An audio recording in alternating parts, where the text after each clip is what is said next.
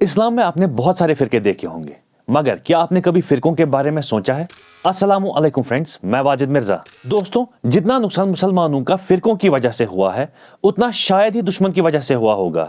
لیکن سوال یہاں پہ یہ آتا ہے کہ آخر فرقے بنائے کیوں گئے تھے؟ میری عقل کہتی ہے کہ فرقے سمپلی ریسرچ سینٹرز ہے جو علم والے لوگوں نے اسلام کو سمجھنے اور سمجھانے کے لیے بنائے ہوں گے۔ تو یہ ریسرچ سینٹرز علم سے ہٹ کر فتنوں کے مرکز کیسے بنے؟ ایک واقعہ آپ میں سے بہت لوگوں نے سنا ہوگا کہ ایک دفعہ دو قبیلوں نے نبی پاک صلی اللہ علیہ وآلہ وسلم کے سامنے اسلام قبول کر لیا۔ اس دور میں مسلمانوں میں اتحاد ہوا کرتا تھا، علمی اور اقتصادی طور پہ مسلمان اونچائیوں پہ ہوا کرتے تھے۔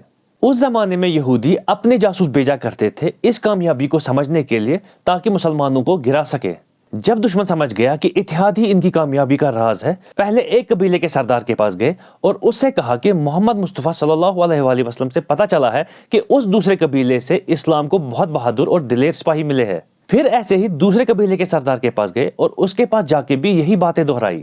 اس طرح دونوں قبیلوں میں ایک جنگ شروع ہو گئی اس بات کو لے کر کہ آخر ہم دونوں قبیلوں میں سے بہتر کون ہے۔ تب سے یہ جنگ جاری ہے، فرق بس اتنا ہے تب قبیلے ہوا کرتے تھے اور اب فرقے۔ تب نبی پاک صلی اللہ علیہ وآلہ وسلم کی وجہ سے وہ اپنے منصوبوں میں کامیاب نہیں ہو پائے تھے، لیکن آج کے وقت میں وہ اپنے مقصد میں بہت حد تک کامیاب ہو چکے ہیں۔ فرقے جو ہمارے ریسرچ سینٹرز ہونے چاہیے تھے، دشمن نے اسی پہ فوکس کیا۔ کسی بھی ایک فرقے کو لے لیجئے، پوری دنیا میں اس فرقے کے کتنے مولوی یا عالم ہوں گے؟ کم سے کم 1,00,000 ہی رکھ لیجئے۔ اگر اس 1,00,000 میں دشمن کسی طرح اپنے 1,000-2,000 ایڈجسٹ کر لے، کسی کو پتہ بھی نہیں چلے گا، اور اگر کسی طرح اس 1,00,000 میں سے 7-8 ہزار کو خرید لے، ہو گئے 10,000۔ اب یہ والے 10,000 کتابیں لکھیں گے، خطبے بھی دیں گے، حدیث بیان کریں گے، باتیں بھی کہیں گے۔ ہر فرقے میں ایسا ہی کچھ کیا گیا اور یہ بیج ایک بار بو دیا گیا۔ اگر ان 10,000 میں ہر ایک کے 100 ہی اسٹوڈنٹس بنے تو ہو گئے 10,00,000۔ اب خود ہی حساب کر لیجئے 72 فرقوں کے حساب سے کتنے اسٹوڈنٹس تیار ہو گئے؟ لگ بھگ 7 کروڑ۔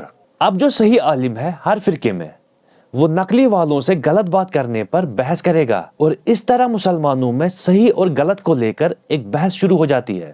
اور پھر وہی بات آ گئی کہ آخر صحیح کون اور غلط کون، اور یہ ایسی بحث ہے جس کا رزلٹ ہر بار 0 ہی ملے گا، چاہے قیامت تک بحث کرتے رہے، کیونکہ صحیح کون ہے اور غلط کون ہے اس کا فیصلہ کرنے والا کوئی ہے ہی نہیں۔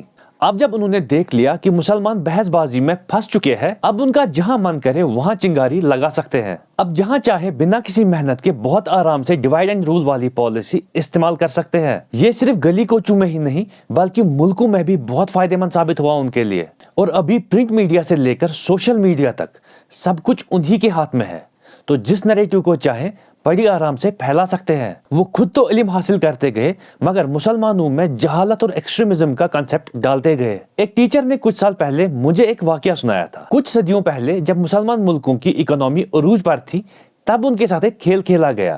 کچھ مسلمان ملکوں میں جوتے ایکسپورٹ کیے گئے جن پہ نعوذ باللہ حضرت محمد مصطفیٰ صلی اللہ علیہ وآلہ وسلم اور امام علی کے نام لکھے گئے تھے۔ اس سے مسلمان ملکوں میں پروٹیسٹ شروع ہوئے، کاروبار بند ہوئے اور کئی مہینوں تک بہت سارے مسلمان ملک جلتے رہے۔ اس سے مسلمان ملکوں کی اکانومی ایسی ڈاؤن ہوئی کہ آج تک اٹھ نہ پائی، اور ویسٹرن کنٹریز کی اکانومی ایسی بوسٹ ہوئی کہ آج تک وہ سینیریو چینج نہیں ہو پایا۔ ہمیں سمجھنا ہوگا کہ فرقہ کوئی دکان نہیں کہ کوئی بھی مولوی اٹھ کے فرقے کی دکان کھول دے۔ فرقوں کا مقصد مسلمانوں کی اسلامک نالج کو بہتر بنانا ہونا چاہیے، نہ کہ کسی دوسرے فرقے کو نیچا دکھانا۔ میرا ماننا ہے کہ ایک ہی فرقے میں رہنے والا ہمیشہ خسارے میں رہے گا۔ دوستوں، ابھی کے وقت میں صرف 3 چیزیں ہیں۔